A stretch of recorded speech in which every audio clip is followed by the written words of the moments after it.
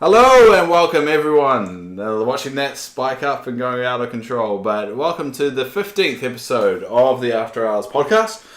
My name is Dave. I'm Jason. This is Jason and Julia. No Oli, because Oli is still overseas. Because fuck Oli.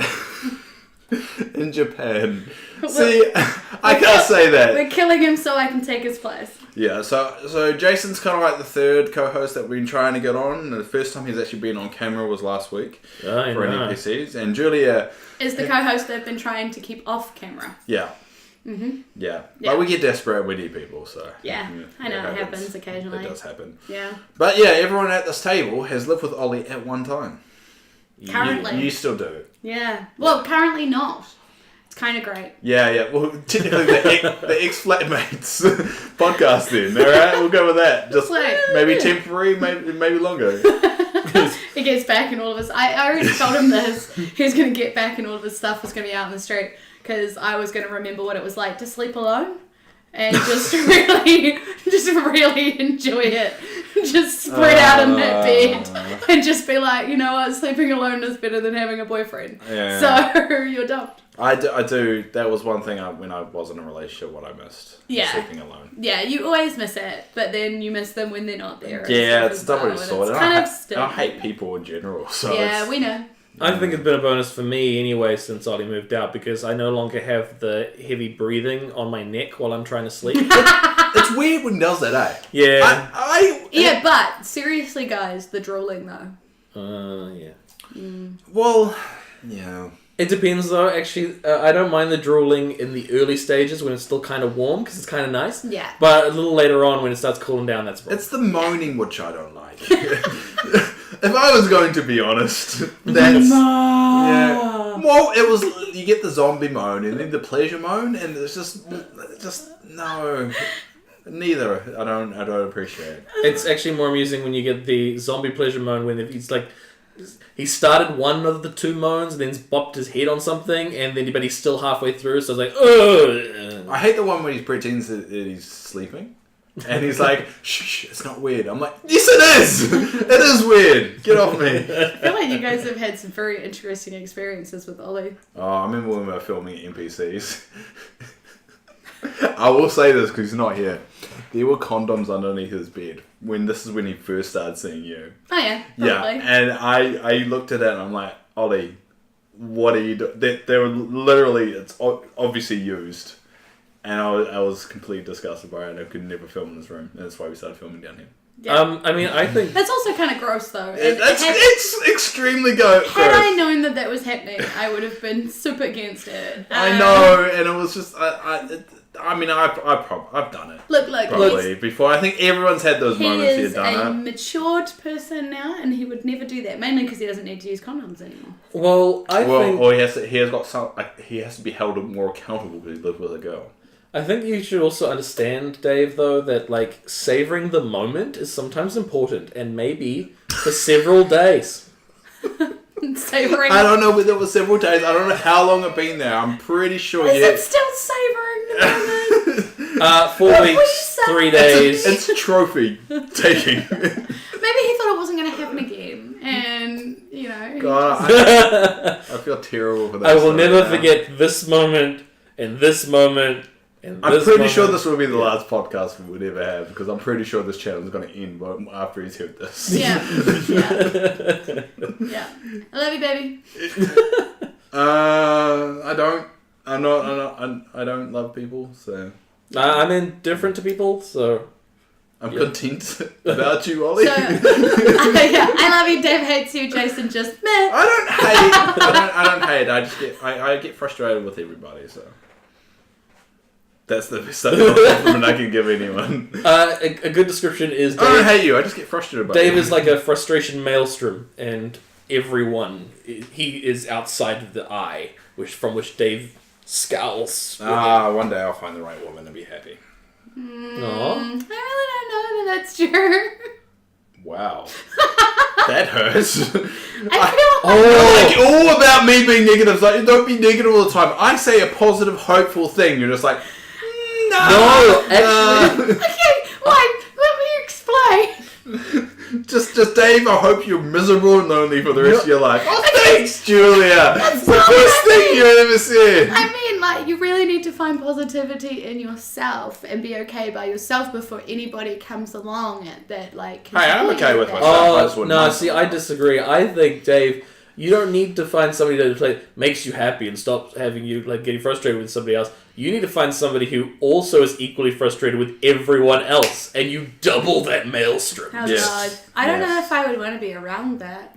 Oh, but it'll be a sight to behold. No, because they'll be able to, like, put that energy somewhere else, and then I wouldn't need to vent it so much. I feel like you probably wouldn't want to soundproof your room from all the arguments and then make up sex that would be happening.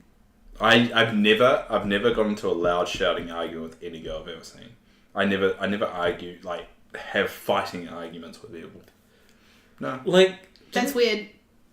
We have disagreements and we do have arguments, but not like loud yelling kind of arguments. I do find it kind of weird. I've never had a big yelling loud argument with Ollie yet.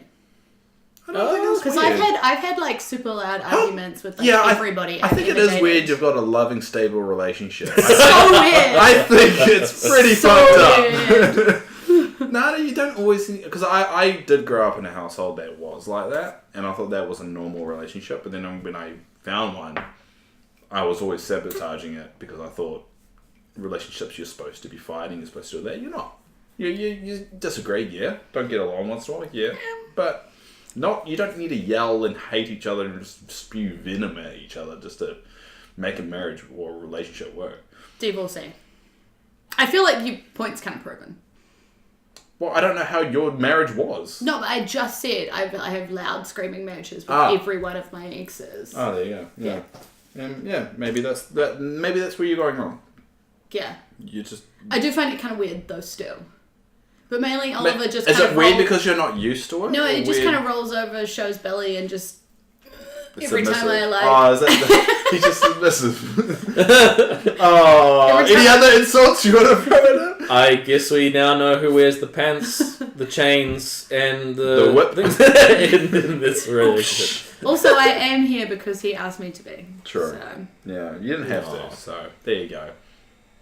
Anyway, so I'm going to introduce a new segment into this podcast. Ooh, new segment. Well, I want to try more things with the podcast, make it a little bit more interesting, do a few extra things. So this is called Dave's Dark Question of the Week. So it's a question that I've thought up. Okay. And I want you guys' opinions on it. Alright. So let's start with saying, are you familiar with the concept of lab-grown meat? Mm-hmm. So would you eat lab-grown beef? I really feel like this is very dark.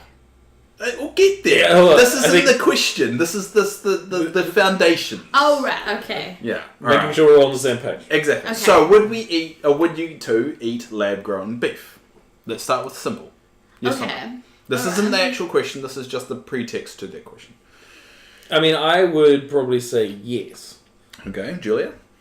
I guess I would say yes too. Do we get a reason? Do we get to say a reason why? Yeah, you can say your reason why. Nothing wrong with it. At the moment, my thinking would be there's not enough food in a lot of places in the world. So lab-grown food is actually smart if we want to feed the world. Yeah. Okay, so you would say like from a morally kind of point of view, yes, I would eat it. Alright, so you would say the same thing about lab-grown chicken.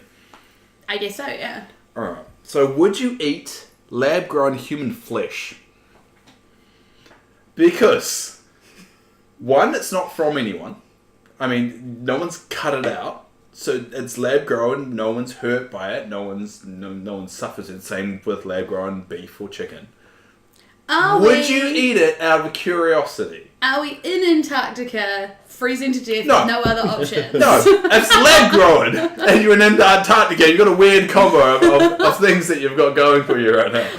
I'm just curious. So I have like a slab of normal beef next to me, and a slab of like lab-grown human flesh. I'm not saying that you're in a situation that you have to eat one meat right now. Out of curiosity, there is the option of lab-grown human meat. Would you eat it? No.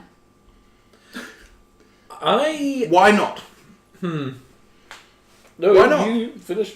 You. What? But it's not.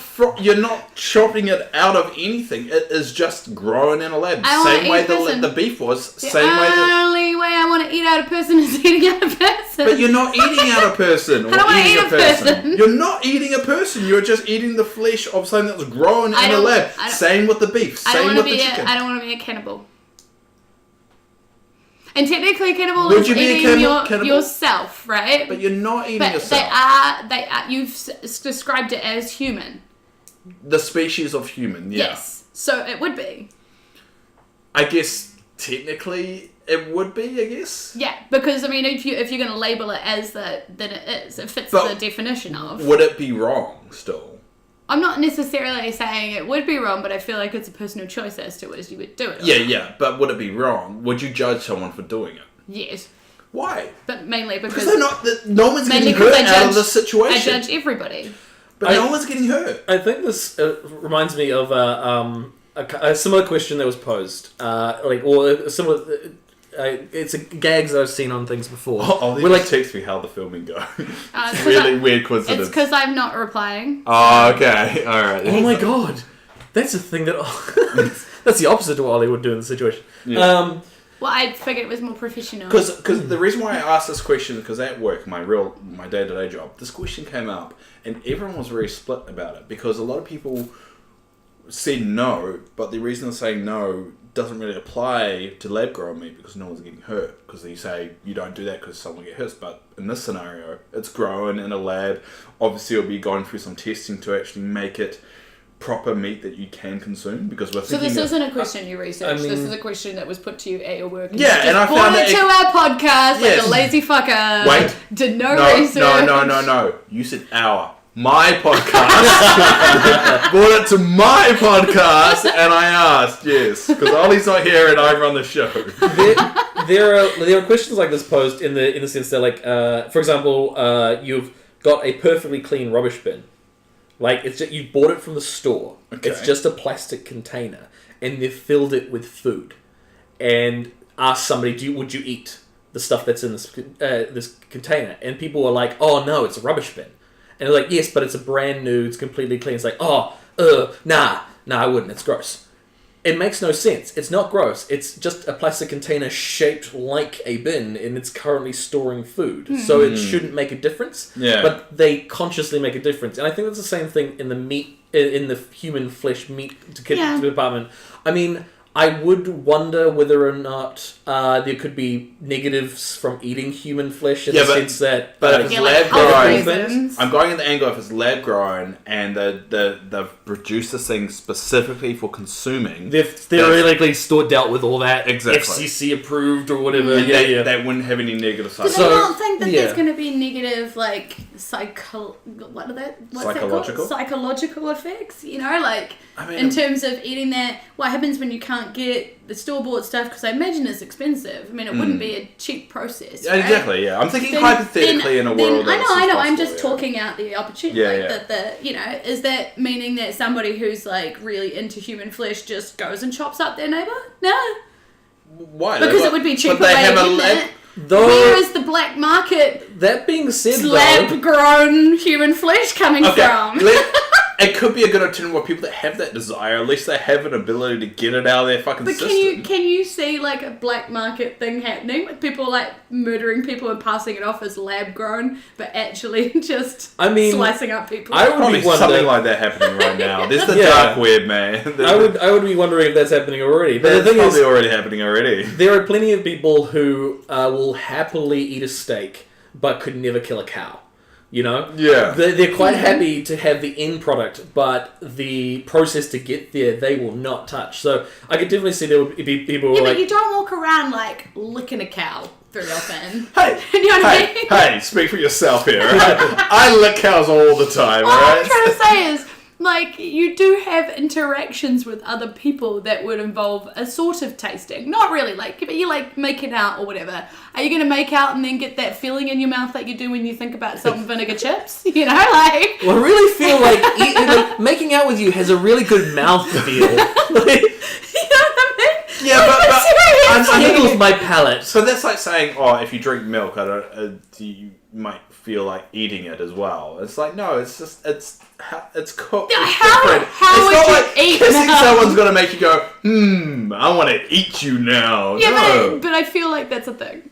I don't think so. What if Have you eaten lab-grown human flesh? No, but I'm pretty sure it won't trigger my desire to eat people if I do. I feel like you'll become full zombie. It probably also depends on how they market the meat.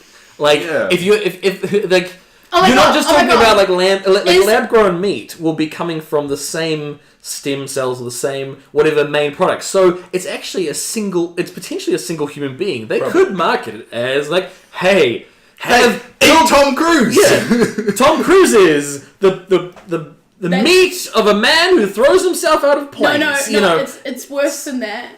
It's worse than that because you know how we eat like young veal and then venison, older. So are we eating like babies? Oh my god, are we down to there?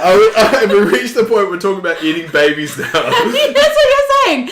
I feel like if it's lamb grown, technically it would be a baby regardless of... Yeah, but they could grow it to be like baby flesh and then like adult flesh and then like old person flesh. Is that like mutton where it gets like super like... Like how long does it take for them to grow it to a mutton? I never considered that angle. It's like that's ethically wrong. 9 times out of 10, you would be consuming stem cells grown into flesh at a short rate, which basically means you'll be consuming baby flesh. Yes, 9 times out of 10. But grown to what age or what aged kind of... Is that okay? Yeah. I guess the question is the flesh in different colours? Because... You're talking about... So, baby... let's not get racist. We're really done the cannibalism. Let's not get into racism here. You have vintages of meat. Exactly. So, people are like, I don't want to eat that stuff. Careful here. That's why I said that stuff. Because they're, getting racist now. What are they, they're picking and choosing? I think, okay, there is something... Well, they don't leave the skin on meat. Alright. Yeah, that is the thing that we're missing here is meat is the muscle mass, not the... Well, I don't know, I haven't cut many people open. I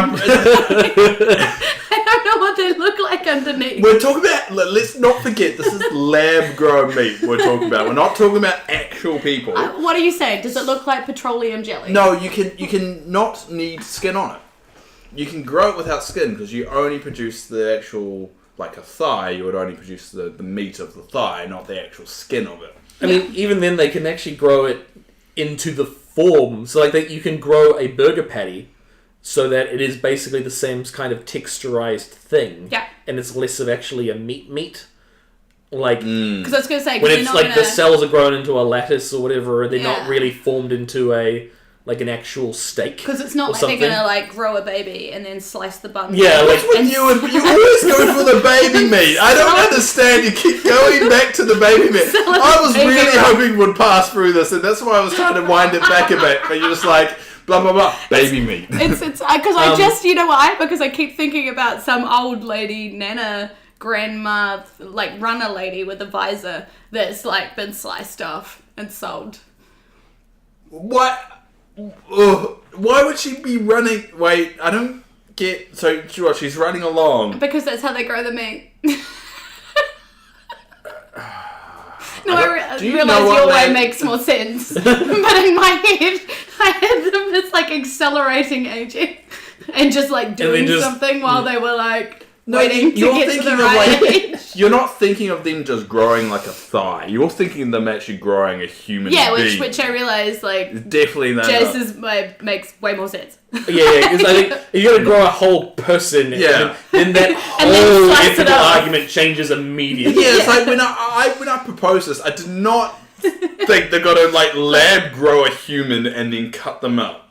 But that's what they do with cows, right? So. What? No, they don't. Well, they cut them up now, but lab grown... Currently, they grow a whole cow. But, the thing. Lab grown is you only would grow a certain area. Yeah, that makes more sense. Look, you did not bring this concept fully thought out. I just went with it. No, that's. I just assumed you knew what lab grown meat was. Nope. No. This is a new concept. We went for a dark path. I think actually other interesting things on those lines though of things that we find kind of disgusting but theoretically shouldn't be an issue.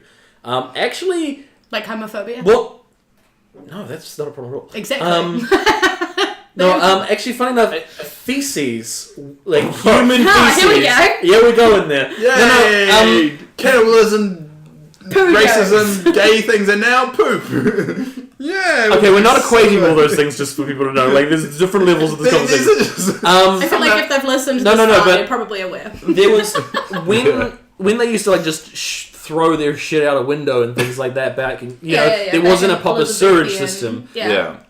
Human feces had to be like disposed of, but it was often used, just like cow, same from horses and cows and things like that. They were used it for manure and for fertilizers and things like that. And human tanneries. feces was repurposed. Yeah. So, but because of the toilet, the modern toilet, we just flush it away into the ocean, which is a terrible way to send a whole bunch of nutrients into, like, it over nutrients areas of the ocean and waterways because we're just shoving it away. But it is a resource that we've stopped utilizing technically, even though it really is a huge resource because there's a lot of people. And a lot of shit. Now, if you think about about using it now, it's like, oh, that's disgusting. I was like, but we did for agriculture for a long time, and it is technically wasting a very large resource. So why not? Why isn't there a way of reutilizing that resource in a way that... Because we know it's not going to... Because it's not cheap. That's what it comes down to. You have really beautiful nails, Jason. Thank you. They are. They're just really beautiful. I'm really jealous. Well, that was a very kind of... Right. It's because he was flashing his hands around and I was really into it. What, jazz hands? Yeah. Yeah, I believe they... I don't know what jazz hands are. What are they? You should not do that. I don't know. I wish there was just waving my arms around. I don't know what jazz hands are. I think it's called like bitch nails or bitch eyebrows or bitch lashes. Is when a dude has better eyebrows or nails or lashes than a chick. So he's like, son of a bitch. You know how I see it on a guy? Just I've got my coke now. Oh, you do actually. Yeah. So for those that don't know what a coke nail is, it's just like their pinky finger. It's a very long nail, and they call it a coke nail because they put too much. You put the coke on it, and then you sort of sniff it to your nostril. Oh, like the guy from Mystery Men. Yeah. Who, I think the villain who only had just the nail. Yeah, I think Carrie Fisher had one as well. Yeah. They made a big deal about Carrie Fisher having a coke nail.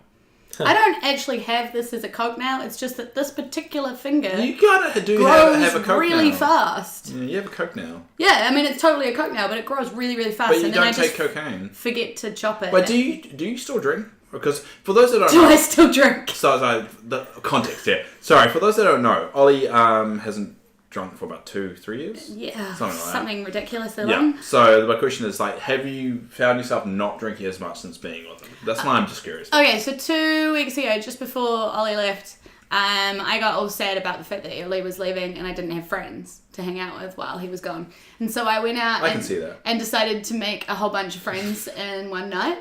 Okay, that's how it works too. That's totally how it works. I just sat down at my work, Lulu Bar, Courtney Place, come see me. All those New Zealand listeners out there. Yep. I sat down and had my staffy, my freebie, and then just kept drinking with people that kept popping down and talking to me. I got home at about 2:30. Early. I made it into the house at about 4. Because I tripped up the stairs, fell over, hit the deck, and just decided there was good. For 2 hours. Just outside chilling for 2 hours. Slept outside the house. I woke up with bruises all over me from where I clearly hit the deck, like, quite seriously. Ouch. And then woke up very hungover the next day. So I feel like that kind of answers your question. I drink still. Yes, I think the answer was. I drink quite a lot on occasion. I work in hospitality, so it's kind of a thing. Yeah, kind of like that. I didn't drink that much until I stupidly bought a bar for 6 years. And ever since then, I just always have to drink. Yeah. So I don't have a problem though. I don't know. Totally don't have a problem. I mean, that sentence didn't come out good. Yeah, But I know I it get what you didn't come mean. across. It made it seem like I do have a problem, but I don't. See, I quit drinking like for a month every year basically. I do Fib Fast, charity thing where you Fib Fast, where you give up alcohol for the month of February and you raise money for charity while you're doing it. Because okay. Ridiculous idea, but all right. Yeah, but the reason I do it is because my dad is an alcoholic. Oh. Quite serious. See, now it's not funny anymore. Yeah. No, he was quite seriously an alcoholic. He gave up drinking when I was 13. Went to a bunch of AA meetings and never looked back. Oh, sure. He has been a non-drinker since I was 13. He convinced most of my family to follow in his suit because he just was a better person. Not on alcohol. Well, I don't think No, I'm not saying that's what everybody does, but for him that was very much I'm a just thing. trying to work out if I'm alcoholic, but I don't think I'm an arsehole when I'm drinking as well, so it makes it 'cause- harder to work out if I'm alcoholic. 'Cause if you're an arsehole while you're drinking, you're pretty much an alcoholic. Yeah, I mean, my dad... Even after one drink, people are like, ooh, that guy. Yeah, exactly. Nah. No, my dad was pretty much doing things like driving home drunk. Oh, no. Like that kind of stuff. It wasn't that he was an arsehole, because he wasn't even an arsehole when he was drunk. He was still a good guy. I remember the time he came home when he was real drunk and I was crying because I'd left my doll in the car. I was real young. Your what? My doll. Oh, your doll. Yeah, my doll was in the car. What do you mean the doll isn't like I was on the doll? The benefit? you left your benefit check in the car? Really, honestly, really, if you had, I would have been upset. That would have been a time. You know, I was real young, and he came home and he was like, "Oh, what are you crying about?" So drunk, and I was like, "I left my doll in the car," and he was like, "I'll go get it," and Mum was like, "No, you will not, Conrad," because we lived up. Your dad's name's Conrad now.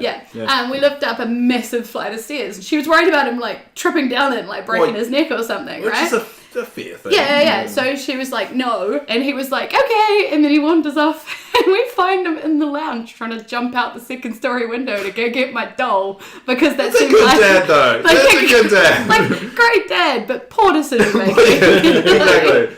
Well, not the brightest head on the shoulders, but he's got the good heart. Yeah. So I mean, that was my dad when he was drinking. He just didn't make good decisions. So he's better off. Who does? Let's better be off honest. like this. So Ollie joining my family and my, atmosphere, if that makes sense, was no struggle for me. Yeah, me too. Because it's just been a part of my life for forever. People around me not drinking. Yeah.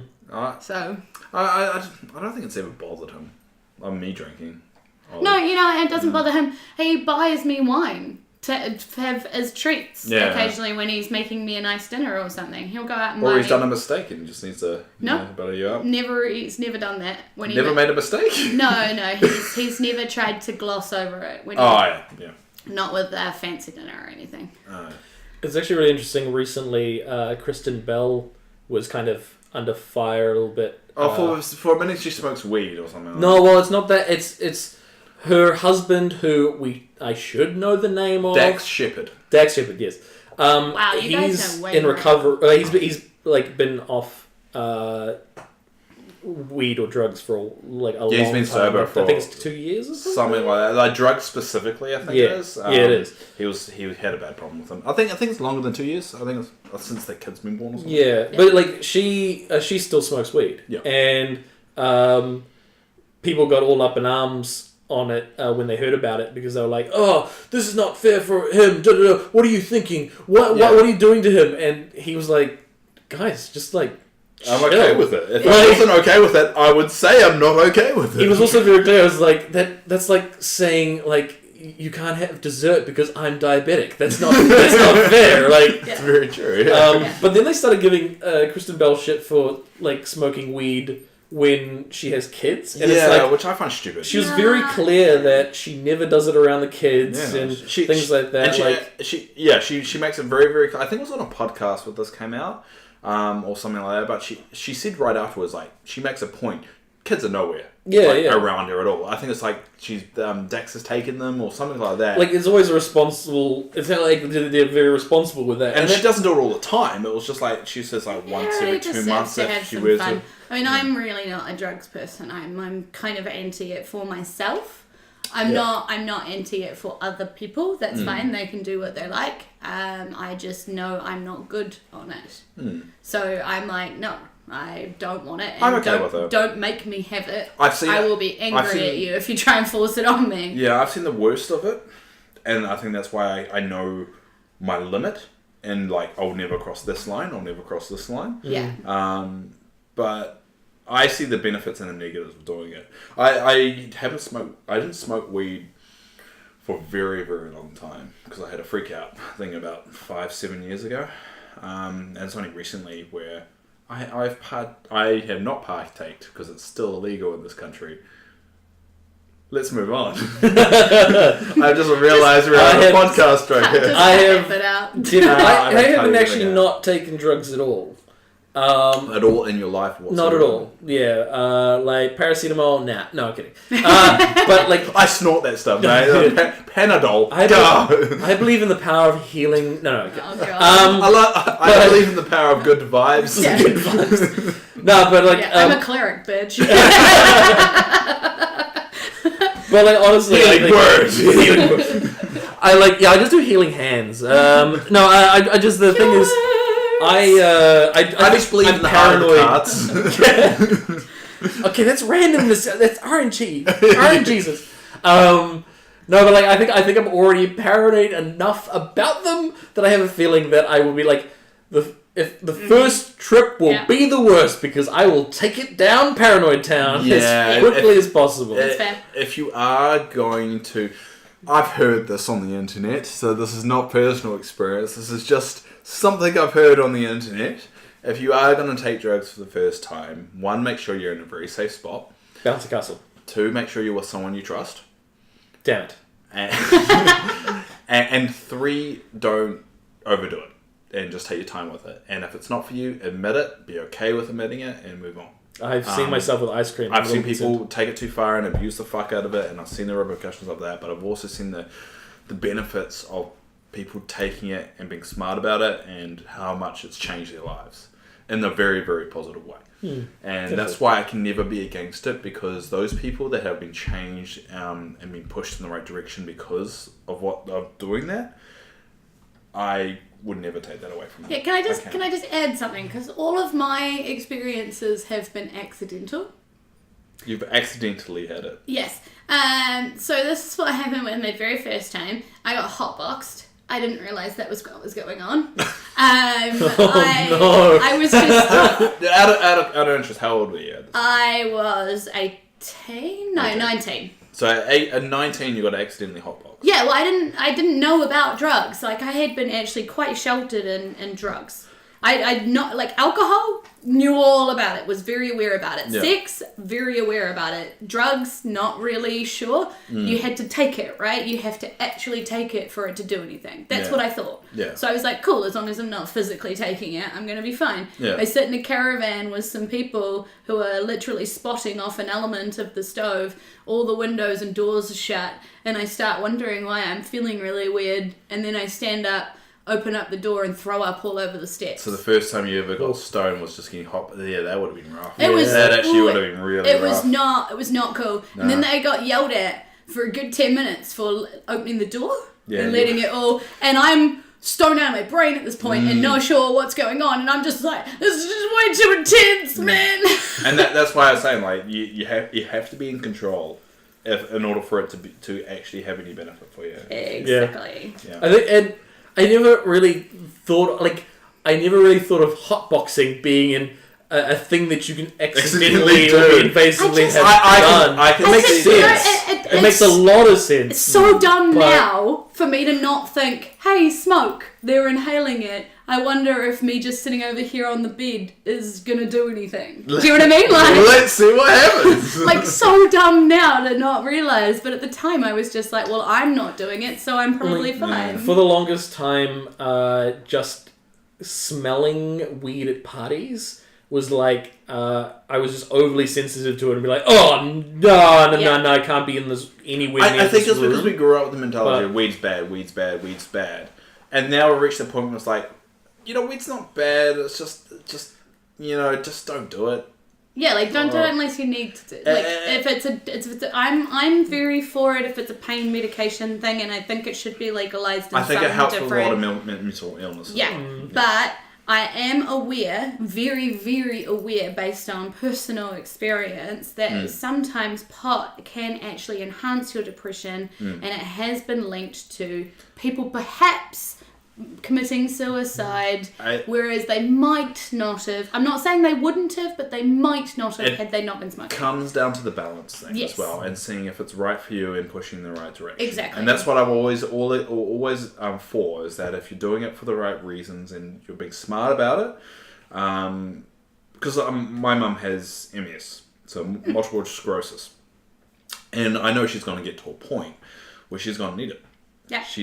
But in New Zealand, we don't approve it. My mum had terminal cancer and the pain was so bad, and she was allergic to some of the pain medications, so couldn't take them. So. And if there is a substance out there that is proven not to be bad in the sense of smoking it and would relieve pain for someone that you love. Well, she went to sleep. And to be honest, well, I go to sleep all the time. No, but like when you're that sick and you're in pain all the time and everything is just horrible and you can't sleep. Yeah. You know, so we were like, here, have this thing. It's going to put you to sleep. She's like, great. Sounds amazing. You know, so in some ways I'm just like, I feel like New Zealand's a bit slow on this. I hope by the time that my mum needs it, it will be... I think there's legislation in the works at the moment. Because there is a lot of... But I think it's one of those things that, especially when it comes to legalization, it's been proven that even harder drugs, legalization can be more beneficial because you have more control. You can control it, you can regulate it, and you can also study it. Because some places that these things are illegal in, educational purposes can't even study it. And if you can't find the bounds of the item and try to work out what is the if we work that kind of stuff out with alcohol. We work that what are the safety limits, what are how much you should or should not consume and things like that. And once we start lab growing human meat, we can find out the benefits there too. Yeah, should you have nice link back? Back. Should you have 19 man steaks, or is that going to be bad for you? Or is cow better? Let's find out. But you've seen all these places legalizing it, and nothing really bad is happening other than the government getting more money. And everyone's just I don't feel like we've had enough time to... How much is enough time? To test it. I think there are some countries that have proven that it works well in the sense that... I think of it like gambling, actually, as well, because we allow gambling, technically, in the sense of some casinos and things like that, but we also...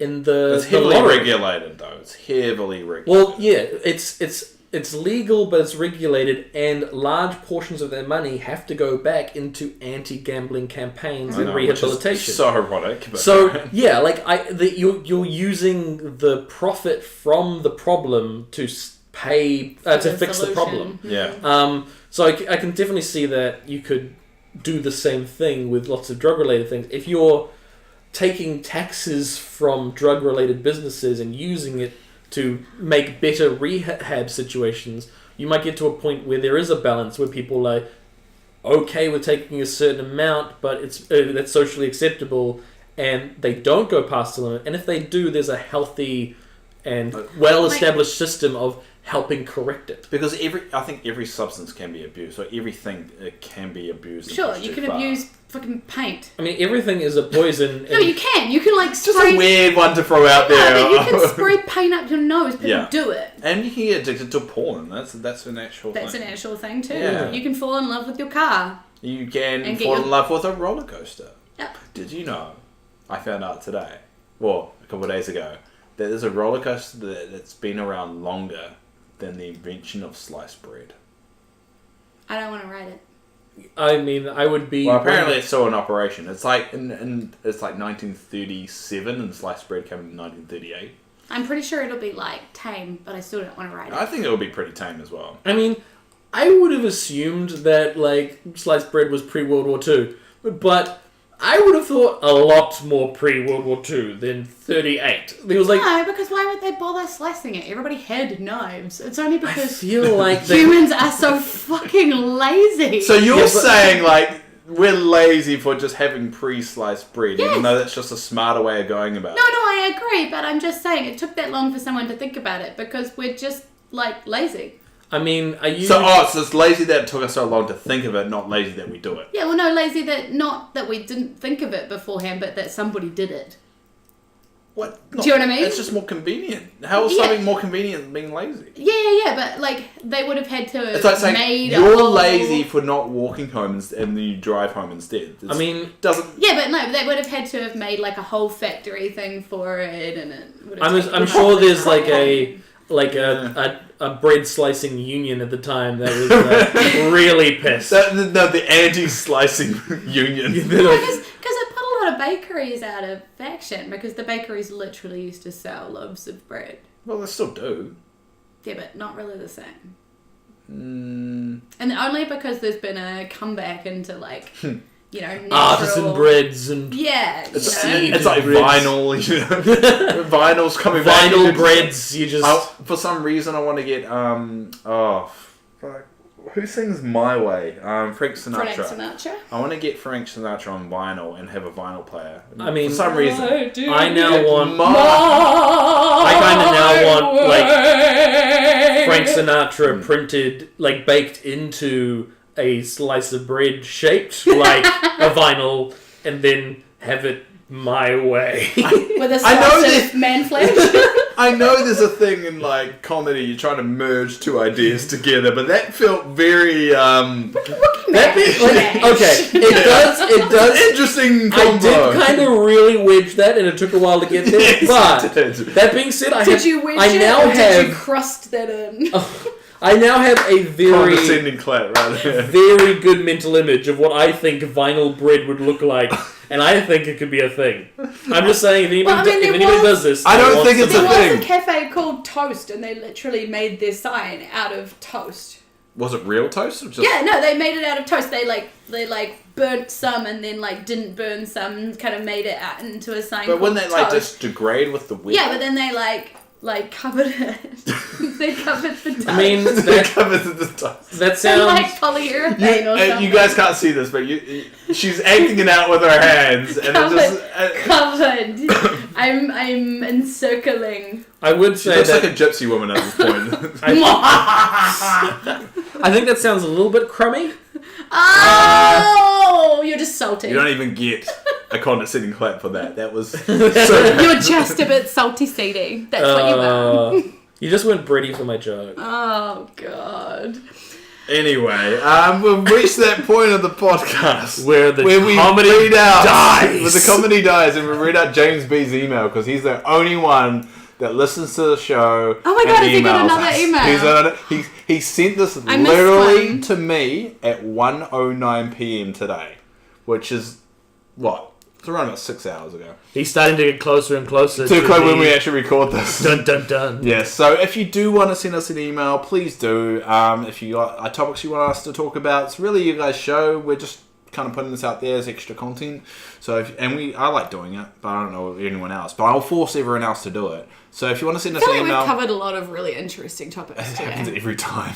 At least we didn't talk about necrophilia. I guess that's a... Oh, Dave! We were going for a streak. You brought it up. I'm sorry. What the fuck, man? I'm just going to get this out. So if you do want to send us an email, we will read your email out at the current stage. We'll read out any email we get about the podcast because that's what we do for James B. And he's pretty much a star at this point of every podcast. He's like our fourth podcast person. Pretty much. So send it to d20multiverse@gmail.com. We will read it out and hope to hear from you. And we'll get some interesting conversations going. Anyway, so James B says this. Now, I should mention both of you are included in this. Amazing! I love it when people talk about me. Please always talk about me. But first, it starts with, "Hello, Dave. Sorry, Ollie. No hi for you."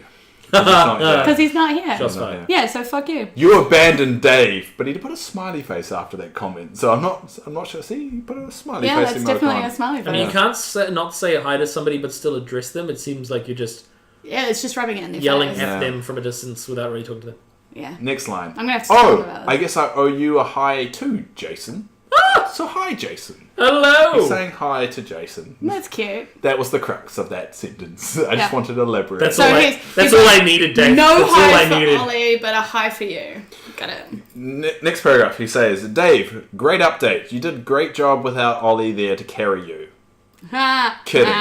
So, is he kidding? So, is he But he's kidding not. that I did a great job, or is he kidding that I did a great job without Ollie carrying me, so Ollie doesn't carry me? Which one was he kidding about? I feel like he's definitely kidding about you doing a great job. I thought so too. Yeah, but I've seen how much Ollie can carry. But then, like, he writes Like, the comment physically. and then he's just like... That's what I thought. Ollie's not strong. Yeah. So, he doesn't have a lot of upper body strength to No, I carry feel anything. like if you don't put just kidding, it's not really real. It's like just adding put that kidding. sarcastic He just put- lol on the end, which just is kind of more like a punctuation than an actual I'm kidding. I feel like he definitely believes that statement.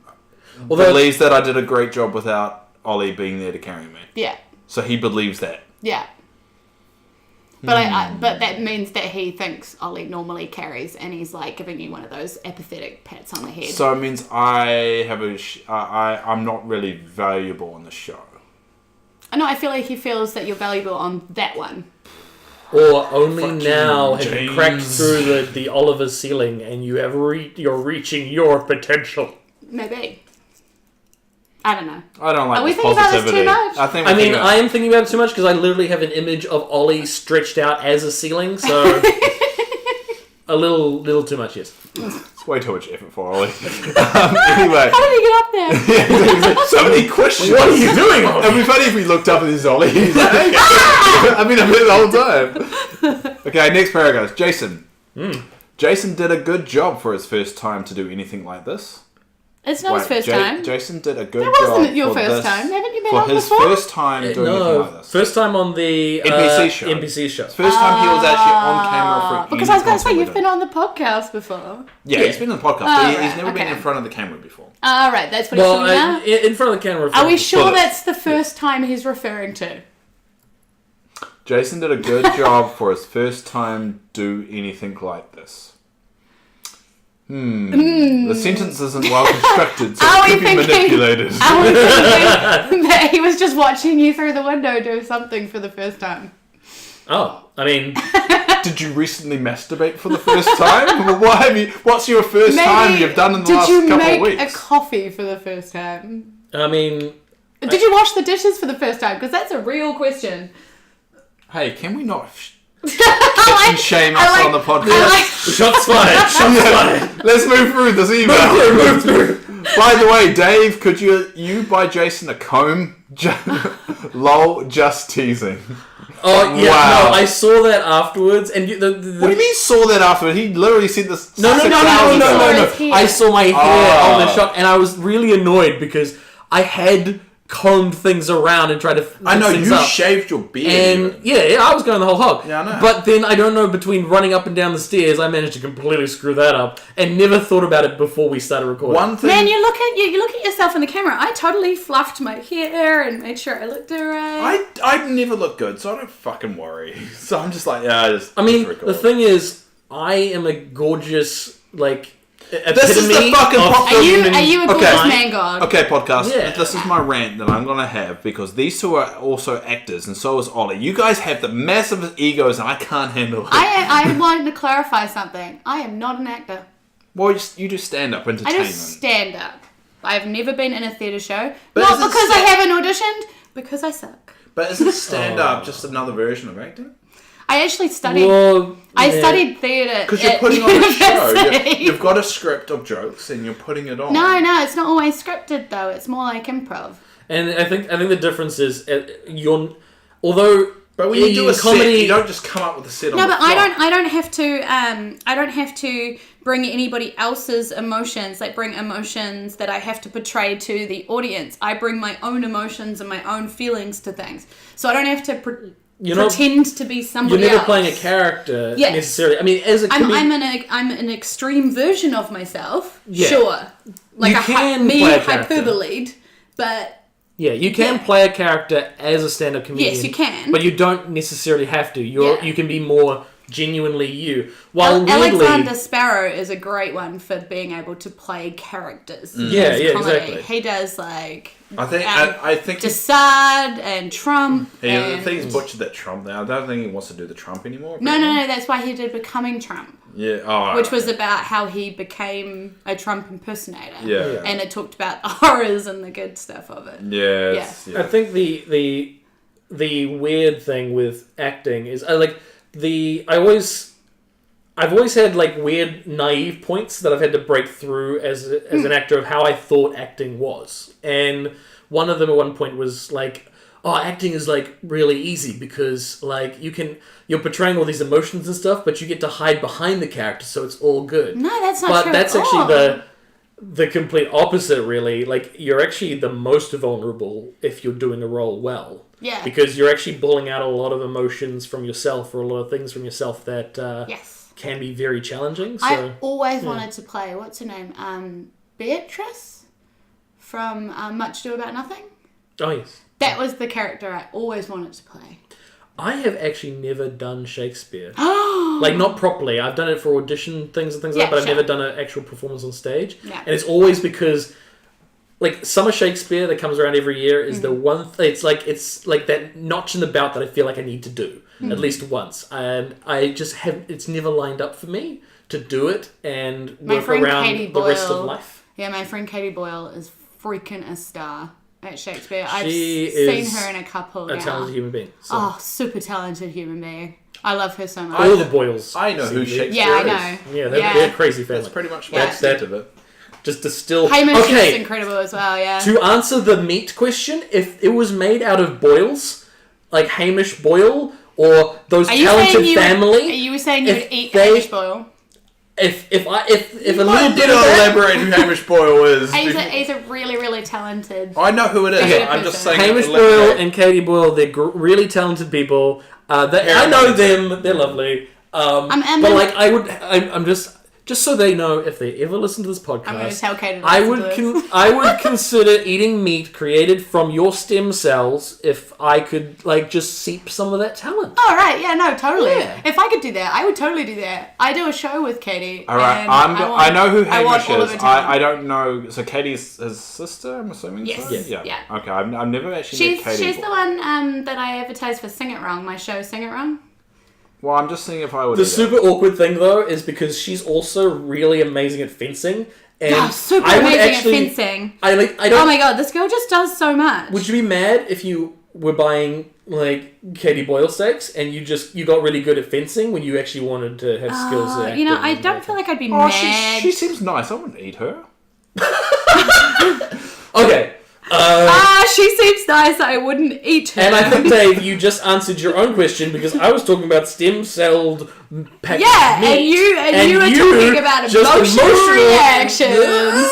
I'm just. Got you with your I just want to facts. use this podcast to justify my dark thoughts. All right. Just let me I've have been it. listening to a lot of Drunks and Dragons, and right then I went, my dark past. No one gets that reference. Yeah, no, somebody will. Somebody will out there. Let's continue with the email, which we should really finish. Anyway. We really should. He says, lol, just teasing Jason. We all know he just says that for covers. He does. Now, the next paragraph says, the Mighty Nine were out of control last episode, stealing ships, killing everyone and everything around them. The mini setup was awesome. So you watched that episode. You didn't watch that episode, but you kind of know what happened. I kind of know what happened now. I read a lot about it because I didn't have time to watch it. But so the Mighty Nine are kind of evil. A little bit. Everyone's getting that feeling. Yeah, they're going that way. There's the ones that don't want to admit it, the ones that are still defending everything, but... I still feel like it's very, like that person said in the comment I read out in the video, it's very Pirates of the Caribbean. It's kind of like... But it does feel like they'll just... Take everything, give nothing. The start of this episode when they were discussing what happened, they were kind of like trying to justify their actions to themselves. Ollie's getting desperate for my attention now. He's sending me Snapchats. God, he does... He I'm still not answering, by the way. Good, it's good, because he tweets when we're actually on the podcast. I like that I picked up my phone to Google Katie Boyle. Yeah. I still haven't replied to Ollie. Well, and I'm just like, we're on the podcast, we're supposed to be... We only use our phones for research. Katie Boyle was important to look at. I would not eat Katie Boyle. There we go. Yeah, perfect. But, the Mighty Nine are in a rough period of their campaign at the moment. Was that? Would you eat Oli? No. No. Well, I wouldn't eat Oli. am I in a situation where I have to eat him I feel or like I there's die? not enough I would meat eat on him if I was Ollie's going to bones. die. But he's paranoid as enough, so Ollie, I would not eat you. Don't worry, buddy. But if it was in a situation where it was me or him, well, it's a fight to the death right there. Hopefully never in that situation. No, I don't think I could kill I him. hope Human being just to survive. Well, depends if they're trying to kill like, me. I If they're think- trying to kill me, yeah. I'll probably fight back. But if it's a situation where just like stuck on a mountain, we're gonna die. I you'd wouldn't probably kill just someone sort else. of die. Yeah, I'd just probably die. I would. don't think I would like eat I someone mean, I'd else. actively try not to die, but I don't think I'd eat somebody else either. If they died before you, would you? Depending Because on... typically you don't die exactly the Yeah, same. but is food the only problem I have? Yes. Or Well, am you I... are cold as well, but Do you know what I mean? Like, am I going to freeze to death before I will have to worry about running out of food? it could potentially push your life further. In that situation, I think it would really depend on like circumstance, I reckon. whether or Yeah. not you can stomach eating the organs Yeah. while you're like living inside their dead corpse to keep yourself warm. You know, Yeah, Like- that's true. But you don't really know what you're going to do until you're in the situation. Star Wars That's a lot of reference. people I say. like it. I like Ton it. ton. I was actually thinking. Admittedly, I was thinking, what's that movie with the guy with the face? The guy with the Leonardo face. DiCaprio. Man in the Mask? No, whoa, no, more, very, very more Man recent. in the Iron Mask, that was a good one. Yeah. Yeah, no, but that's why you were has- like the man with the face, Leonardo DiCaprio. Yeah, man with I'm the like, face. I mean, He has done a lot of movie movies with the since then. stars and the wars. No, the one when he was trying to win an Oscar when then nobody cared. well, what did he- probably- Wolf of Wall Street. Probably I don't No, care. it's the Inception? bear. There was the bear.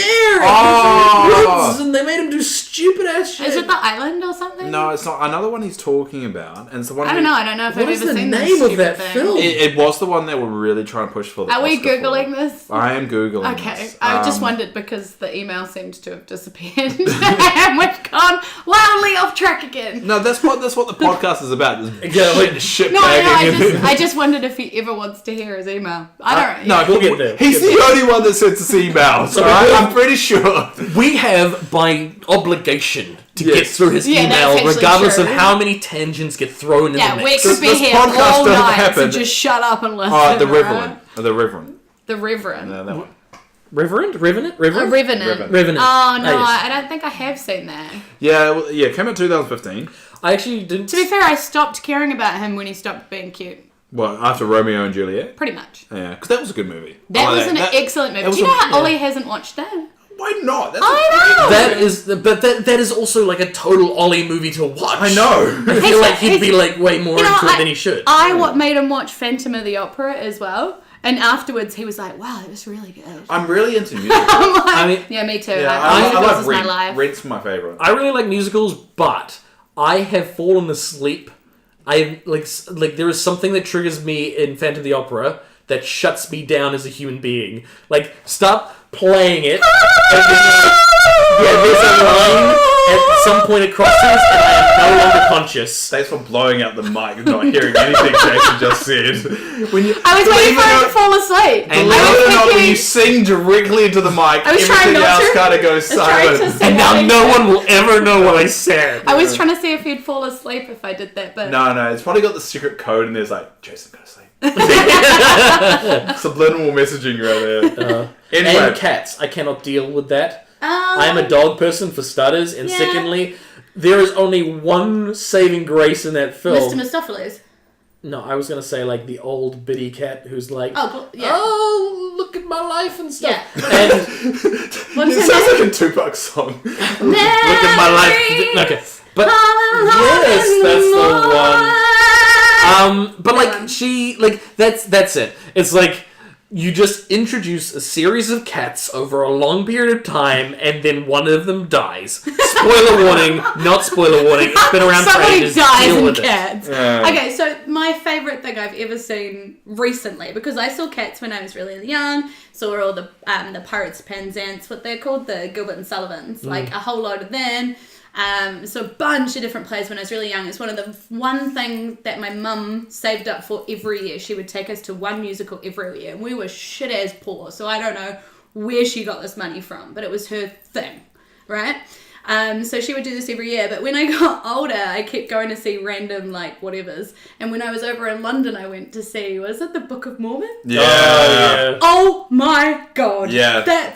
That is freaking insane, and I love it so much. It's made by the South Park guy. I know, and I expected to hate it because I hate South Park. Okay, send me all the hate mail now. But I hate South Park. Please don't. From James anyway. Yeah. So, like, I just don't get it. It makes me angry. There's, like, a couple of episodes I've enjoyed where they've poked fun at things that I liked or whatever. But I think mostly I hate it. Depends on the period of South Park you watched. Because modern day South Park is completely different than 5-6 years ago. Okay. The thing is, they do move very quick with the times, and they keep up with current events and things. But the thing the that I love about them, Lord is really funny. The Lord one was pretty funny. The thing I love about them is they I'm pretty sure they majored in musical theatre. Yeah. So they produced like Cannibal the Musical, which is one of the early ones, and one of the songs in it is about making a snowman. And it's very different to the song in Frozen, which they helped make, or people involved in the Book of Mormon soundtrack helped make Let It Go, Let It Go, Frozen soundtrack. So it's just for me. I'm like, this is not the same snowman song I was hoping for, but like, and that's why the South Park movie, like 2001, was a musical. Yeah, okay. That and I had to argue when I was in high school. Some they were like, list all movie musicals that you could think. I was like, South Park. I was like, no, that doesn't count. I was like, yes, it does. Freaking does. And I mean, they've got a song there. Like even I watched 8 Mile today for some reason. I was just on Netflix decided to watch 8 Mile. No, it's a great movie. That's a musical. That's apparently deemed as a musical because of the rapping in it. I mean, I'm like it. I guess it. I think it still fits in the category.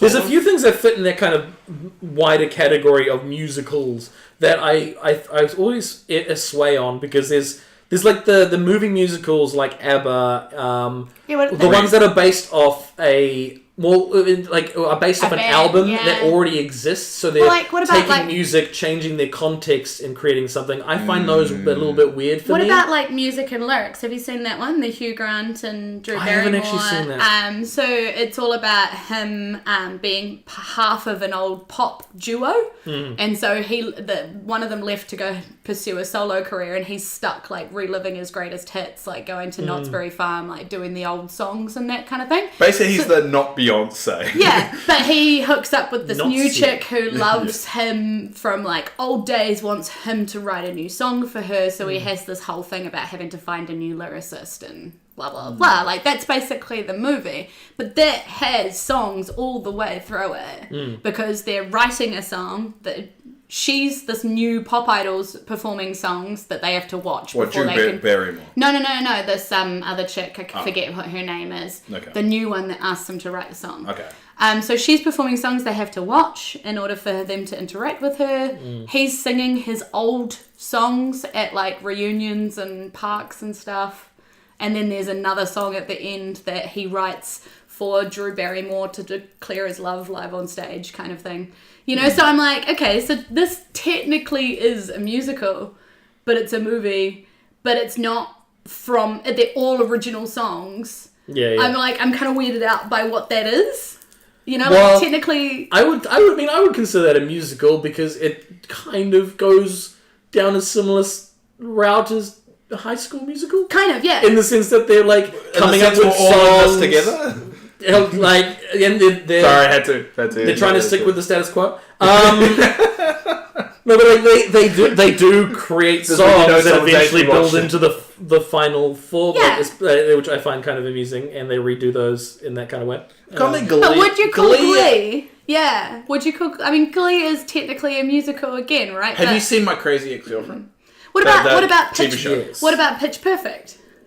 See, yeah, well, that's again because they're movies that use musical content, but because like they're not creating song, and like I think when I think a pure musical, the songs need to develop and push plot. Yes, push the narrative. Push the narrative, not just be this is the thing we have to do in this moment. Yeah. They're not the obstacle. Okay. Yeah. They're an actual plot device. I get you. Because you can. So would 8 Mile not classify that because the rapping isn't really pushing the narrative? It's just that it's something they had to do. Yeah, see, that's why I would say 8 Mile. I feel is not in the pure kind of musical kind of strain. So what would you call that? Yeah, I don't know if there's... Also, when his would original song comes on, like his vomit on his sweater already, his mom's spaghetti, he's just sitting in a mirror looking at himself. He's not actually that song singing. doesn't actually play until the end credits. Yeah, in the film itself. Isn't there a snippet of it kind of in the background while he's looking at himself in the vomiting. mirror? They actually literally do it. They literally do it in the movie of him like looking at the mirror. Okay. Someone's whacking on the door saying, "Let me in." Then he vomits, and then he has some vomit on his sweater already, and he storms out and stuff. But that song doesn't actually play. Okay, so until the end for credits. me that's wrong then because but that it's still should be classified as a musical. there should be the point where he does because that would move the plot along. But there have to be. You have to call them something different then. So like, if you call one pure musical, what would you call something like that? Yeah, and I guess I guess it's hard to put the boxes in there because also thinking about songs like musicals like movies like duets, for example. Yep. There was a lot of this is a thing that we're doing, but there was also a lot of those songs. Wedding singer. That were specifically there were a lot of songs in there that were part of the plot. Don't stop. You're right to that. Fuck, I love But that yeah, old like lady. if there's certain songs that are Do you know I got called pushing Julia, the narrative as well. it's Julia hard to for say. ages because of that fucking movie. Oh god. Yeah. Why? Julia Gurlia. Oh yeah, I guess.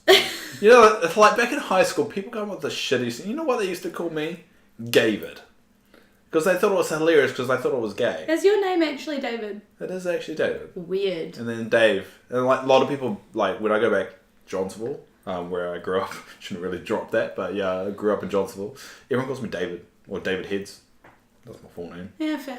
And it's just weird hearing that now because everyone calls me Dave. It's funny because hardly anybody calls me Julia. Like, you call me Julia, I'm pretty sure.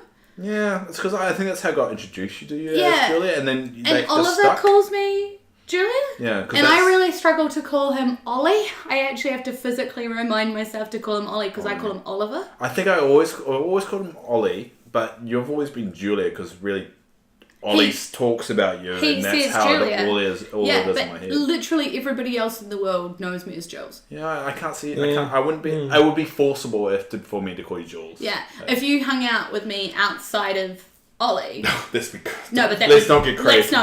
Come on. But if you did, you'd be like, what the shit? Nobody knows. Nobody even knows my name is Julia. Yeah, see, I find it really hard because, in inner circles, people call me Jason, but like most people just call me handsome, and it's really hard. Oh, it must be really noticing that distinction there. It's really weird that you've never shown me any of these people. You keep on saying this, but you've never actually shown me. I saw a girl the other day. Because most of these people are. Whoa! I was. Whoa! You saw one. No, I saw a girl wandering up the stairs the other day. Okay, let's not stare shame the flat. When was that? Let's not stare shame. When was this? Some podcast or some filming thing. I don't remember. Okay. Let's move on because I'm pretty sure. Let's probably my fault. Ship sail then. Anyway. No, it was not your fault. Oh, it's not. Who was it then? I'm pretty sure I would have remembered this incident. Is it not something that happens very often that you have people over? No, I have people over often, but not during filming because I don't like people knowing the people I'm with. Not you. I wasn't I'm talking very, to very you. secretive with that I kind don't of believe thing. that you like people, let alone know people. I definitely do like people. I can introduce you to people that I have liked before. But I'm not sure if they would want to publicly say it out. This is my little catalogue of all the people that I like. Do they still talk to you? Yes, they do. Okay. Oh. Yeah, I meet up with them quite often, and most of the time it ends up being a platonic thing because we connect, but we're just not going to make more of it. Because it's hard for me to connect with people. So when I actually do, Is that why you podcast? Because No. hello out there in Radio Land. yeah, just so I can throw my voice out there. No one can connect with me. I'm trying to connect with other people, but no one connects back. Yeah. But Except for this guy. Except for with this his guy. email. let's finish the email. All right, James, let's go back to it. Yes! Back to the email! I can't wait for the next update as you, Dave, said Julia's co-hosting. I think she is a fan and followed the show from the beginning. No. What's that? He thinks you're a fan and has followed the show from the beginning. No, then he has not listened to the podcast properly. No. Because we talked about how we met. Yes, that's true. But Yeah. no, but you you may have really liked think- Critical Role before you met Oli. No. I don't know. He doesn't know. James doesn't know that. He's You know just what? asking the questions. Okay, so alright? here it is, James. Lay it on you. We had our podcast where we went through all that. Yeah, no. I'll lay it on you as to how my D&D experience has been. I played in lounges and garages and basements with a whole bunch of different people. I never watched anything or knew about any kind of, like, what do you call them? Like groups or fan groups around or like Fan communities? communities or like famous people to do with D&D. She didn't really know, like... I didn't don't want do- to put words in your mouth, but you didn't really know this kind of subculture existed. Yeah, I didn't know you the could say. community existed. I knew that it was a really popular game, which I loved playing with my friends, and I branched out and joined lots of different games, and it was fun. But fun. I tried to say fun, but my V came up. But I didn't know that there was all this amazing culture behind it. To be fair, I wasn't very good on computers either, so I probably wouldn't have thought to Google it. She's like a 40-year-old divorcee. So, I mean, she's only just got... 35, fuck you. 35 divorcee. Sorry. Also... You could have said any age at that point, Also, but you I know, put I out went your with my real real age. age. Yeah. No, and also my ex, couple before the husband. No, one before the husband. I used to play back in that day. I used to play a lot of computer games and a lot of games and stuff back then. And I had like a full-on proper gaming PC, this beautiful little cube with LED lights and everything. And I'd take it to LAN parties and stuff. And when we broke up, he stole the graphics card and the network card out of my computer before I noticed and before I had Wi-Fi. So, see you later, Guild Wars. I couldn't play that anymore. Come on, Julia. We all know girls don't actually play video games. No, it's true. Come on. But Tell the truth. I was playing like Unreal Tournament and Guild Wars I've and heard the Diablo story. and like all of that kind of stuff before. Unreal Tournament. I used to love that. I love that too. Yeah, so good. 2004. So there was a whole 8 years where I didn't really have a computer other than like a shitty ass laptop which couldn't do anything. I find the partner you're with really does dictate sometimes, which is what really puts me off relationships. What you do in your life. Like I feel like losing your individuality What's important? So is pretty bad for me Yeah. personally, and that's what I can't get over. well, I mean, while I was not on the computer, I completed. You were on top of him, eh? I completed a double degree. True. I did a diploma. I became like massive manager at Bunnings and then became regional manager of the JJ's Wellington region. I completed quite a lot of life stuff if you want to look at it that way. I'm not saying that. I just, for me personally, it was about what was important at the time. Yeah, exactly, and that kind of does come down to who you're with as well. Yeah. Their priorities as well. Yeah, well, I was a stepmother and I was saving to own a house and computer just didn't really come into that. Yeah, I just that's the one thing I struggle to get over, and I know if I don't get over it, I'm gonna die alone. So I'm gonna have to eventually. No, and I think it's you find the right person. Like Oli hasn't had to give up a lot of what he wanted because I'm very used to negotiating. Yeah. Do you know what I mean? Whereas a younger person would be more selfish and more involved with themselves because they haven't discovered that yet. Yeah, and I think when you're in your 30s, I think that's when you start really knowing who you are. Yeah, and being comfortable in it. Yeah. And being fine to let somebody be themselves rather than feeling like you need them to be attached to you every 5 seconds. I think on that same note, though, like, I don't think having to feel pressured to fit into the monogamous, like chain of events that you must get a single partner who all that jazz. I really like the this thread that some people were talking about on Twitter, like the idea, like why can't you be happy with a series of like very close platonic relationships, you know, with people that you really care about? You might not have that like necessarily like the monogamous perfect love friggin' fairy tale kind of bullshit happy ending, but you can still have a really happy life. I feel like it's just breaking those stigmas or those requirements that you're given. Yeah. Because I feel like I got married because I was very much told that that's what you do. Yeah. You know, you find the person that you love and you settle down with them and you marry them and you buy the house and then you have the kids, and then I did kind of all of that. And then you die. I did kind of all of that because I was already a stepmother to his kid.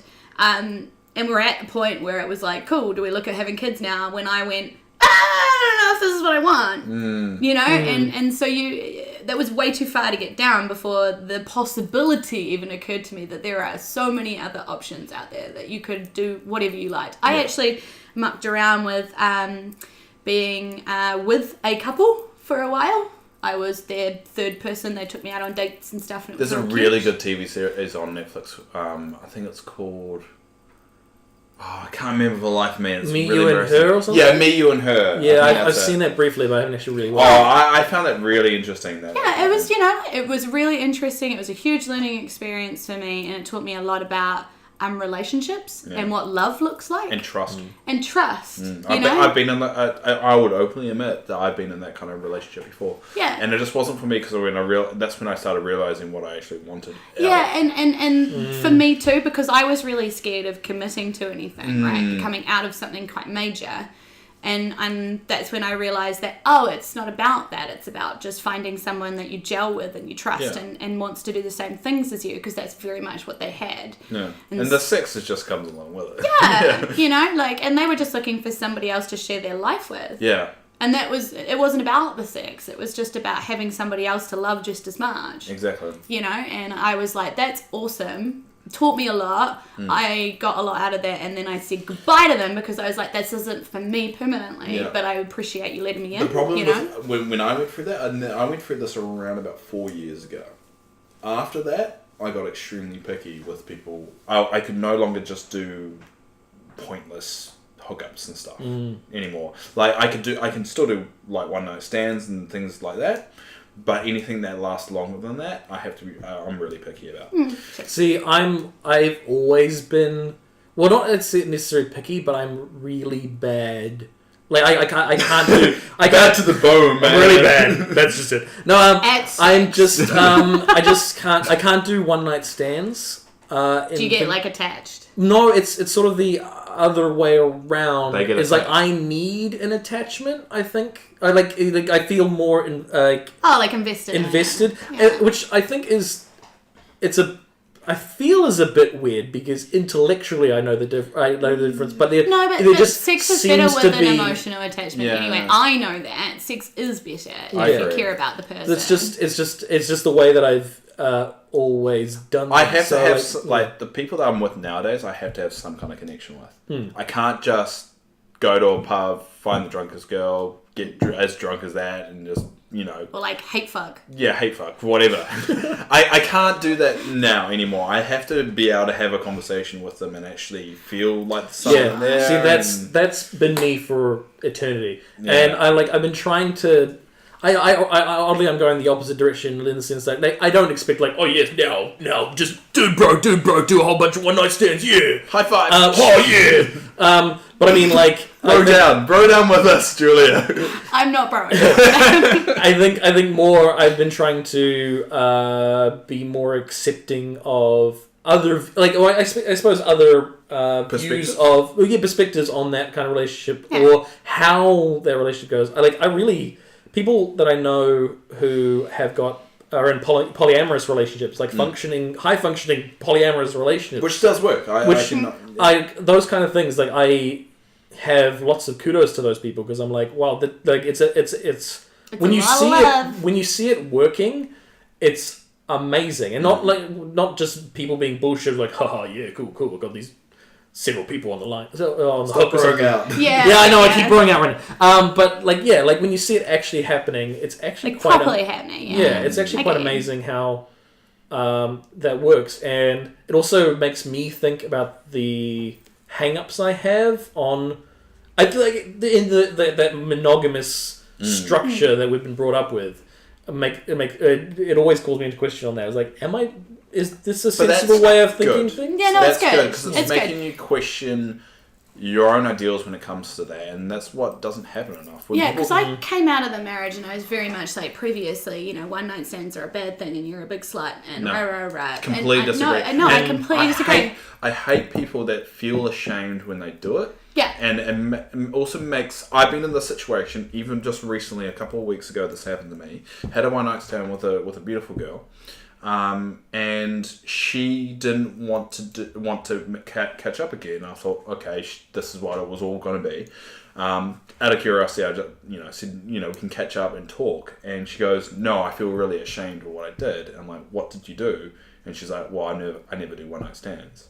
And like, she was ashamed that she had a one night stand, other than the fact that she had a really good night with someone she really connected with. See, I've had that same experience where, like, afterwards I was like, this is not something I do, and then never really talked to that person ever again. Yeah. And it's so weird. It was stupid. It's so weird and so dumb because I filled out this survey recently where they were talking about people who are bi and how they feel about their sexuality and how they talk about it, like whether they talk about it openly or not. And I filled out the survey, and one of the questions in it was like, have you ever had one night stands? And I'm like, yes. It's like, why have you had, like, tick all the reasons why you might have had a one night stand? What were the reasons? Out of interesting. Yeah, so but they were really negative. They were like, I was drunk, I was lonely, I was... What? Yeah, like... Well, sometimes, like, if you are lonely, there's a reason to have a one night stand, I wanted to make someone else jealous. I wanted to, like... All these really... And I was like, what happened to... I felt really empowered. I had a really good time and wanted to cap it off with a decent sex celebration. I agree. Like... I feel like the person who wrote that survey really needs to sit down and get laid, for one. Well, I was just going to say, they need to have conversation with someone about how they approach sex, because they obviously have some issues. They just went for a breakup, like, alright, I had to fill out this form. I was really shocked because the survey was supposed to be about, really open, like, talks about sexuality and stuff, and then I was like, this one question, I was like, what the hell? It's like they demonize one night stands, which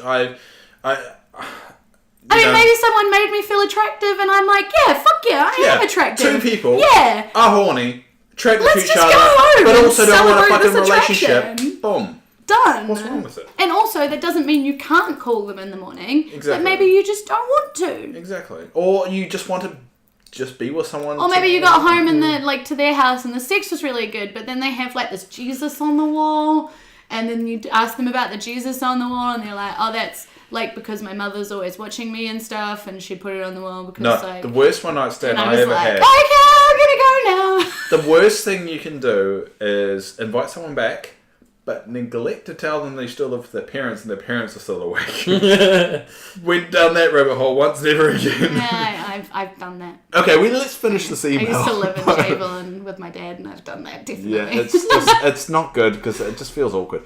Anyway, let's finish this off. He says, take care. P.S. Okay, I can't do it. Hi, Ollie. I hope you're having a grand time in Japan. I have an old high school friend who's been living in Japan since the mid-90s.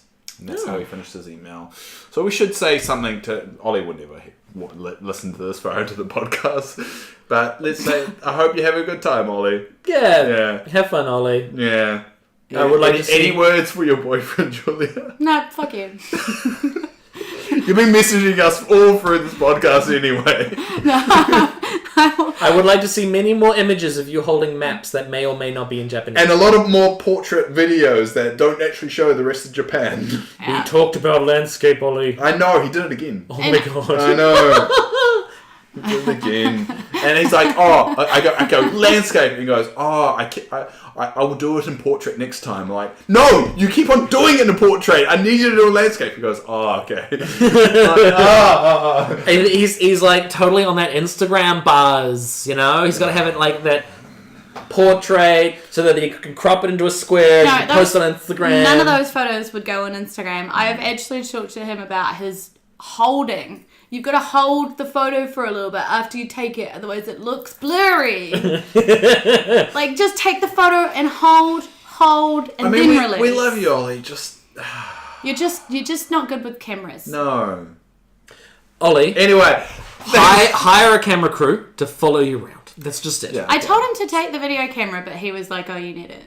Well, the plan was him to take it, and I fully expect him to do it. I was gonna buy another one. Yeah, because But then he said, like, about a month out that I was gonna have it. I'm like, okay, I won't buy another camera then. Yeah, and also he was like, it might be kind of annoying to take around and like film stuff. And he did actually get kicked out of a store for taking a photo of something that he thought would be funny for me. Oh, really? Yeah. Was it another person's shirt from a distance? Did he have his penis out in the middle of a store? Is that what he was doing? No. And he thought it was going to be funny? No. I mean... it was, I think, I don't know what it was, but it was in one of those Harajuku stores or whatever, and the lady was like, "Get out of my store, you're taking pictures, not going to buy anything." And the English was pretty good. Yeah, pretty much. Oh, that's good. Yeah. I do think Ollie's series of images of like, hey, look at this dude's shirt. Isn't that a cool shirt? That happened for like I know, a whole day. Whole day. Yeah, Do you know that's the most he's posted about his trip, though? I keep on just telling him, like, just put down everything and just observe and just embrace it. Which I think he actually is doing, which is why he hasn't got really any pictures or anything. But I'm worried he'll regret that, so take more pictures. It's his experience, and the only way to learn from your experiences is to make mistakes. He is enjoying himself very much. By the way, out there in podcast land, if you're worried about Ollie, he's still alive. He's okay. He hasn't got himself lost. We're still putting NPC videos on, and that's not pre-recorded. He's actually doing that when I ask him to do it. Yeah. So. Yeah, and he has moved from one hotel to another, and he'll be moving to Kyoto in 3 days. He's still in Tokyo at the moment. All right, perfect. Well, thank you everyone for listening to whatever this was. We went on a lot of tangents. A lot of different areas, but that's what this podcast is about, just to be able to just get it out there and to have a gas bag. So thanks all our Patreons, though. You guys make this happen. You guys pay us a little bit of your coinage, and that just helps us pay for the podcast. You pay me keep nothing. Going. I don't pay you guys. Yeah, anything. I'm in fact, also... I had to buy my own V. You bought probably some of my Red Bull too. Yeah, a little bit. but thank you guys heaps. If you guys want to contribute to our Patreon, the links are down in the description below or in the description of the iTunes, because if you guys contribute more means we can upgrade our gear. All the money you're putting towards it goes into us building out this channel and putting more money towards it, and that's what we want to do. I mean, who knows where we can keep pushing this thing. If you want to see me back, ask for me. Yeah, if you do. If you want to see anything on this podcast, just ask for it. I mean, we're pretty easy like that. If you want to send us an email, send it to d20multiverse@gmail.com. You can find us on Twitter at the D20verse. Have to remember that one. Find us on Facebook, everything. All the links are down below. And make sure you subscribe and just leave a comment. Or ask us silly questions to answer next time. Exactly. And we'll probably butcher your name and make fun of your email. It'll be great. It'll be great. So, Jason, any last words? Just Julia, any last words? Don't feel. It just feels like this is gonna last a while, so we can get our words out while he finishes. Don't feel confined by monogamous bullshit. Find your love, whatever it is. It's fine. Okay. Don't be a cannonball. A what? A cannonball? A cannonball. a can of bull. Oh, cannonball. I thought you meant a cannonball like shot out of a cannon. Don't be one of those. Don't eat human flesh. I will not die alone. That's my last words on that. I've Fuck always yeah. said I would, but I don't honestly think anymore I would die alone. That's nice. Yeah, I forgot to end something positive because I'm always negative. But you're hanging out for the human flesh, aren't you? Yeah, dude, bro. Yeah, man. Like, don't live. Oh, and if you do have your own dark question you want to ask, because every week, every podcast from now on, we're going to do Dave's dark question of the week. If you email it through, we will ask it. So as long as it's not about what we I'm going to be picky with it because obviously there is a limit to how dark this could go. I don't reckon there is. No, I've seen a lot of YouTube videos. I will answer anything. You'll find the line. It'll be like, look at the question. You'll be like, oh. It'll be like, would you rather catapult a dead baby or eat one? That's a challenge. Easy, catapult it. You can ask me. That's why I don't do it. Anything. That was bullshit. Yeah. I mean, if you feel like you need to shower twice before doing the podcast after reading one of those questions, it could be a good question. Yeah, maybe. Anyway, we'll sign it off there. See you guys in 2 weeks. If not, bye. Goodbye. Love you. Goodbye. Laters.